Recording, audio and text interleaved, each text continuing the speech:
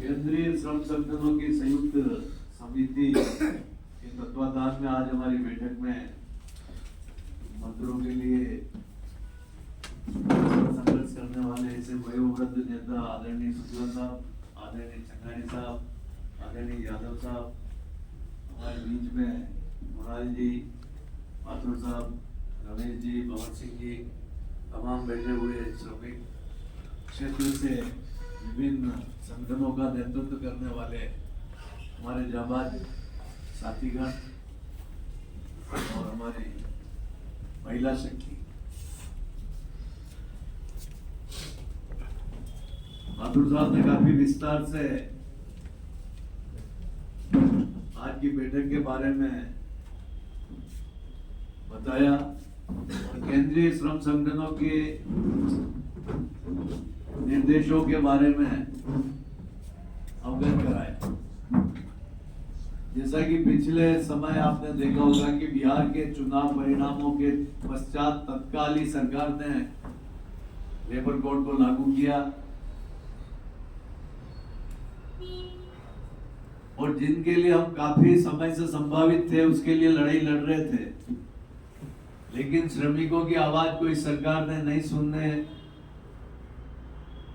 और अपने पूंजीपति दोस्तों को अनुग्रहित करने के लिए वही कानून जिसको आने की आशंका व्यक्त की जा रही थी वो लागू किए। ये आज की बैठक बहुत महत्वपूर्ण है कि 12 तारीख जो फरवरी में हम हड़ताल पे जाने वाले हैं और ये एक तरीके से श्रमिकों के भविष्य को निर्धारित करने के लिए यह हड़ताल होगी। सरकार इस हड़ताल के माध्यम से हमारी शक्ति को आकलन करेगी और उसके अनुसार उनको पता लगेगा कि भाई यहाँ का भारत का मजदूर इस कानून को स्वीकार नहीं करता, इसको पसंद नहीं करता। तो हमें इस लड़ाई को बड़े मजबूती के साथ लड़ना पड़ेगा और आज की बैठक में हमें प्रदेश भर में अलग अलग क्षेत्र वाइज जिम्मेदारियां देनी पड़ेगी और उन जिम्मेदारियों को केवल मात्र दिखावा नहीं, वास्तविकता धरातल पे उसके परिणाम सामने आने चाहिए। ऐसी लड़ाई हमको लड़नी होगी क्योंकि ये मजदूरों का और ट्रेड यूनियन के वजूद का सवाल है। ये हम जिंदा रहने का सबूत हमें देना होगा कि मजदूर वर्ग अभी भी भारत में जिंदा और ट्रेड यूनियन मूवमेंट है अभी इस देश में। ये बताने के लिए हमको सड़कों पे उतरना पड़ेगा और इस हड़ताल को आर पार की लड़ाई के रूप में लेना पड़ेगा। राजस्थान सरकार के आए हुए भी हमें 2 साल से ऊपर हो गया, लेकिन कोई ऐसा काम नहीं किया उन्होंने। पुरानी पिछली ओपीएस को भी बंद कर दिया था, तो यादव साहब के नेतृत्व में बहुत ही मजबूती से लड़ाई लड़ी और एक उपचुनाव जो राजस्थान में था और वहां की जनता ने उस चुनाव का परिणाम जिस तरीके से दिया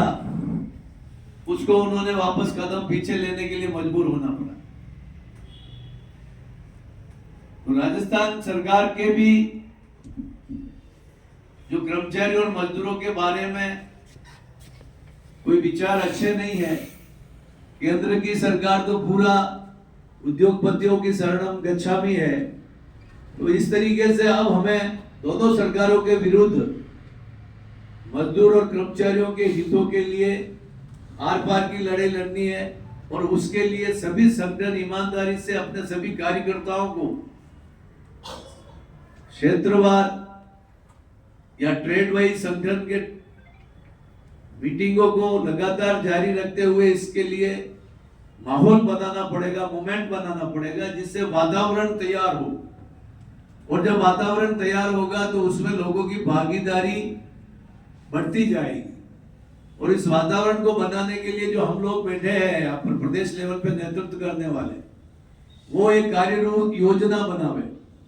क्या हम आगामी इन दिनों में हमारा आगे हर सप्ताह में कोई भी कार्यक्रम बनना चाहिए, जिस सप्ताह में कि इस सप्ताह में हम ये कार्यक्रम करेंगे जन चेतना के लिए, मजदूरों में जागरूकता के लिए, इस हड़ताल के लिए,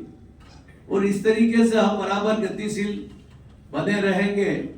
तो मजदूरों को भी लगेगा, कर्मचारियों को भी लगेगा कि हमारी ट्रेड यूनियन के लीडर भी इस बार सीरियस है